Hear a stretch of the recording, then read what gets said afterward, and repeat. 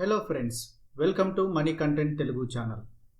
మొదటగా మనం స్టాక్స్ మరియు అదేవిధంగా దానిలో ఉన్నటువంటి రిస్క్ రివార్డ్ ఏంటో దాని గురించి తెలుసుకుందాం. స్టాక్స్ అంటే ఏం లేదండి, ఈ స్టాక్స్ని షేర్స్ అని లేదా ఈక్విటీస్ అని కూడా అంటారు. ఇది కంపెనీలో ఓనర్షిప్ని రిప్రజెంట్ చేస్తుంది లేదా ఒక యాజమాన్యాన్ని సూచిస్తుంది. మీరు ఒక స్టాక్ని బై చేసినప్పుడు ఆ కంపెనీలో మీరు షేర్ హోల్డర్ అవుతారు. అంటే మీరు ఆ కంపెనీలో ఒక చిన్న భాగాన్ని కలిగి ఉన్నారని అర్థం. ఎన్ఎస్సి లేదా బిఎస్సి వంటి స్టాక్ ఎక్స్చేంజ్లలో స్టాక్లను కొనడం అదేవిధంగా అమ్మడం అనేది జరుగుతూ ఉంటుంది.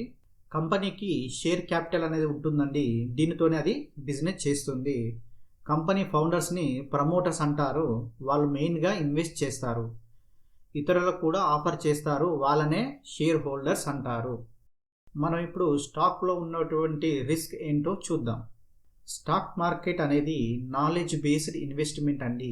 దీనికి ప్రాక్టికల్ నాలెడ్జ్ అనేది అవసరం. ఒకవేళ మీరు దాన్ని అర్థం చేసుకోలేకపోతే మాత్రం చాలా రిస్క్ ఉంటుంది. మొదటగా మార్కెట్ రిస్క్ అండి. దీనినే సిస్టమేటిక్ రిస్క్ అని కూడా పిలుస్తారు. ఇది మార్కెట్లో ప్రైస్ యొక్క అప్ అండ్ డౌన్స్పై బేస్ అయి ఉంటుంది. మార్కెట్ ఇండెక్స్లో Sensex, Nifty daily up and down అవుతూ ఉంటుందండి. ఇది స్టాక్ యొక్క రిటర్న్స్ని ప్రభావితం చేస్తుంది. మార్కెట్ పడుతూ ఉంటే కొన్ని మంచి స్టాక్ ప్రైజులు కూడా పడిపోతాయి. లాంగ్ టర్మ్తో పోలిస్తే షార్ట్ టర్మ్లో మార్కెట్ రిస్క్ అనేది ఎక్కువగా ఉంటుంది.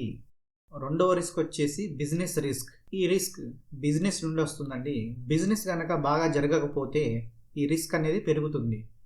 మేనేజ్మెంట్ ఫెయిల్యూర్ అవ్వచ్చు, క్వార్టర్లీ రిజల్ట్స్ సరిగా రాకపోవడం వంటి కారణాలు బిజినెస్ రిస్క్ కిందికి వస్తాయండి. మూడోది వచ్చేసి లిక్విడిటీ రిస్క్. స్టాక్లో ఇన్వెస్ట్ చేసే ముందు కంపెనీ ఎంత సాల్వెంట్గా ఉందో ఖచ్చితంగా చెక్ చేసుకోవాలి. అధిక అప్పులున్న కంపెనీలు బిల్లులు చెల్లించడం కష్టమవుతుంది. చాలాసార్లు వారు డివిడెండ్లు కూడా తగ్గించవచ్చు లేదా కొన్ని సందర్భాలలో దివాలా కూడా తీయవచ్చు. లిక్విడిటీ రిస్క్ అనేది అన్ని వ్యాపారాల్లోనూ ఉంటుంది. నాలుగవ రిస్క్ వచ్చేసి ట్యాక్సబిలిటీ రిస్క్. ప్రభుత్వం ఎల్లప్పుడూ ట్యాక్స్లను మారుస్తుంది. అందువల్ల మీరు పెట్టుబడి పెట్టిన ఇండస్ట్రీలో ట్యాక్స్లు పెరగవచ్చు, తగ్గవచ్చు. ట్యాక్స్లో మార్పు స్టాక్ ప్రైజ్ను ఇంపాక్ట్ చేస్తుంది.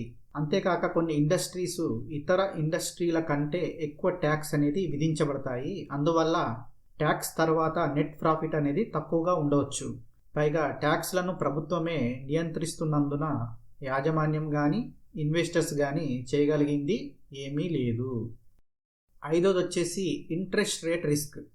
ఓపెన్ మార్కెట్ లేదా గ్లోబల్ మార్కెట్ వడ్డీ రేట్లు ఎప్పటికప్పుడు మారుతూ ఉంటాయి. వడ్డీ రేట్లు కదులుతున్నటువంటి డైరెక్షన్ బట్టి స్టాక్స్ పైన పాజిటివ్ లేదా నెగటివ్ ప్రభావం అనేది పడుతుంది.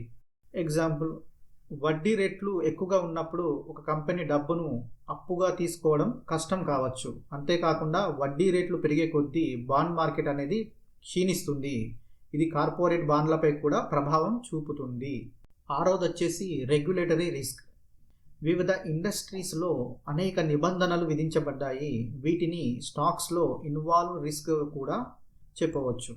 ఎగ్జాంపుల్, సిగరెట్లు, టెలికమ్యూనికేషన్స్, డ్రింక్స్, ఫార్మాస్యూటికల్ మరి కొన్ని ఇతర ఇండస్ట్రీస్ అనేటివి బాగా నియంత్రించబడతాయి.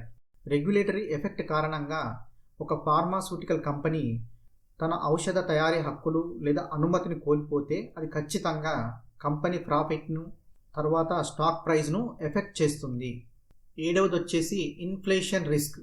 ఇన్ఫ్లేషన్ ఇంక్రీజ్ అయితే రా మెటీరియల్ ప్రైస్ అనేటివి పెరుగుతాయండి. ఇది కాస్ట్ ప్రొడక్షన్ను ప్రభావితం చేస్తుంది. క్రూడ్ ఆయిల్, సోయాబీన్ వంటి కమోడిటీలో ఉన్నటువంటి అనేక కంపెనీలు ఇన్ఫ్లేషన్ రిస్క్ వల్ల చాలా ఎఫెక్ట్ అవుతాయి.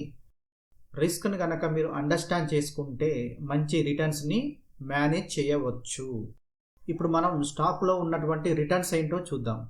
హిస్టారికల్గా చూసుకుంటే గోల్డ్ కానీ బాండ్స్, రియల్ ఎస్టేట్ కంటే స్టాక్స్లోనే హై రిటర్న్స్ అనేటివి వచ్చాయండి. కంపెనీ వాల్యూ పెరిగితే మీ స్టాక్ ప్రైస్ కూడా పెరుగుతుంది. ఇన్వెస్టర్స్ తమ షేర్లను లాభాలకు అమ్ముకోవచ్చు. కొన్ని కంపెనీలు డివిడెండ్లను చెల్లించడం ద్వారా తమ లాభాలను ఇన్వెస్టర్స్తో షేర్ చేసుకుంటాయి.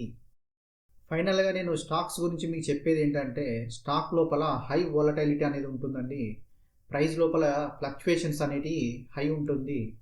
స్టాక్ మార్కెట్కి నాలెడ్జ్ అనేది అవసరం అండి.